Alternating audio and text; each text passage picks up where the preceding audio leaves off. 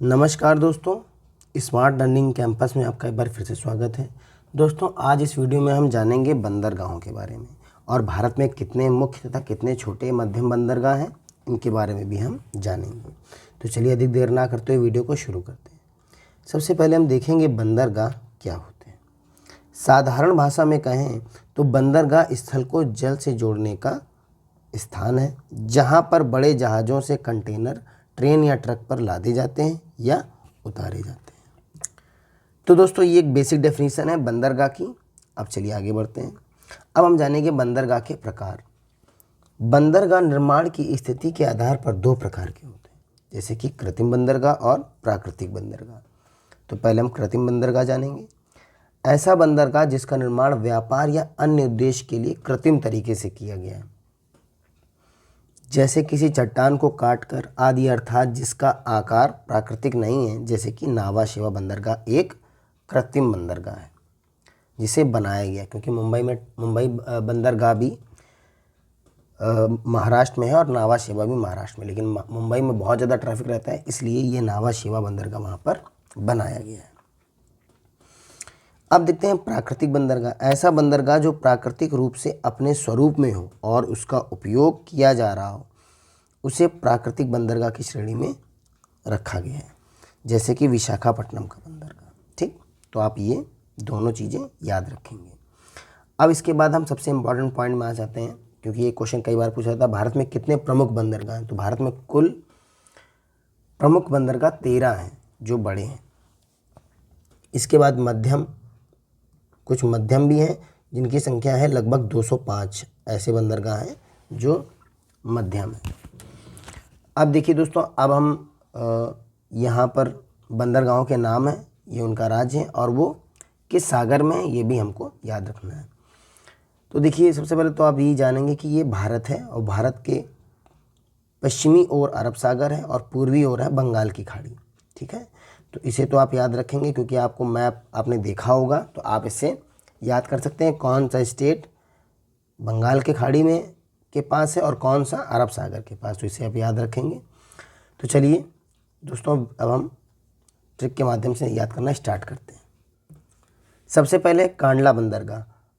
अब कांडला बंदरगाह कहाँ पर है, तो ये है गुजरात में, और गुजरात में अरब सागर में बिल्कुल। तो इसे कैसे याद रखेंगे, देखिए यहाँ आ रहा कांड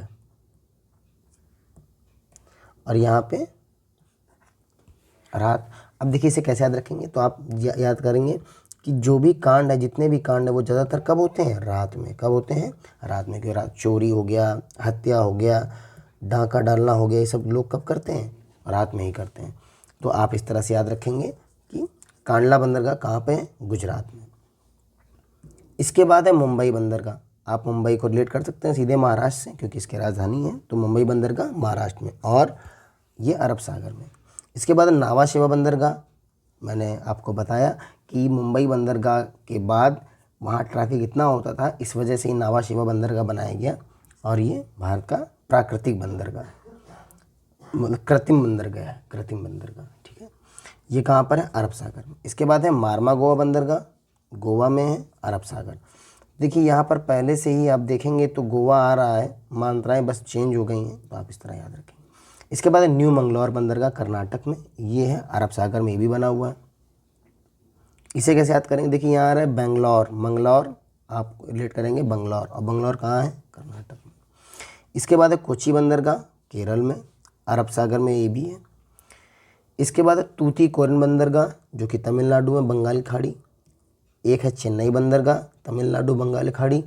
एन्नौर बंदरगाह, तमिलनाडु बंगाल खाड़ी। अब देखिए इसे कैसे याद रखेंगे, तो आपको इसके लिए एक ट्रिक याद रखनी है कि तमिलनाडु के बंदरगाह तट पर हैं, तट पर हैं, तट आपको याद रखना है। टी से तूतीकोरिन,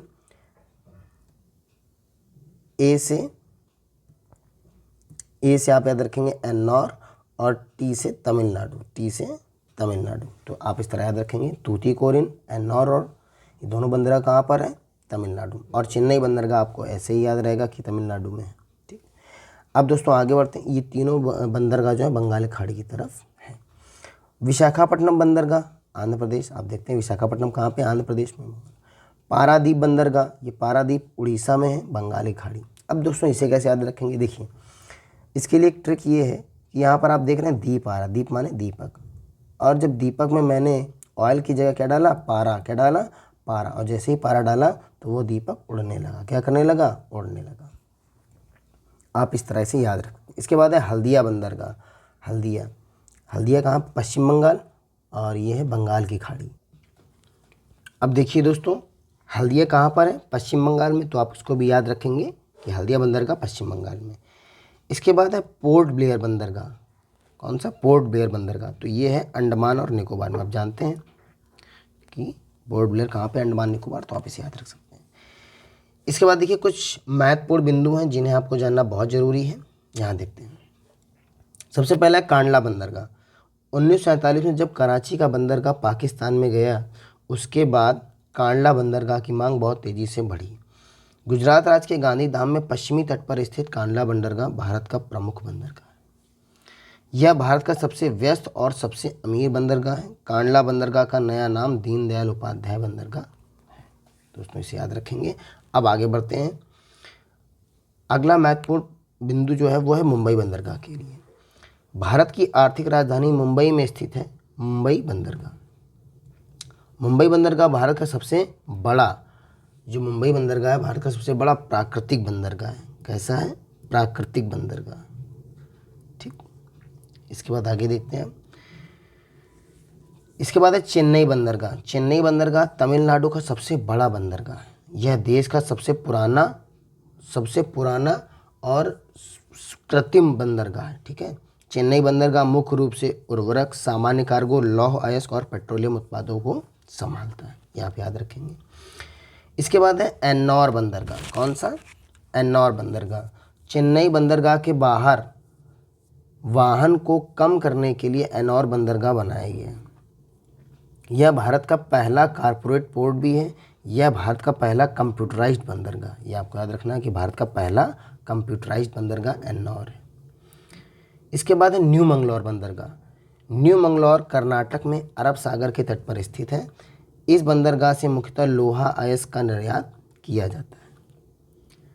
अब देखिए इसके बाद है हल्दिया बंदरगाह, ठीक है।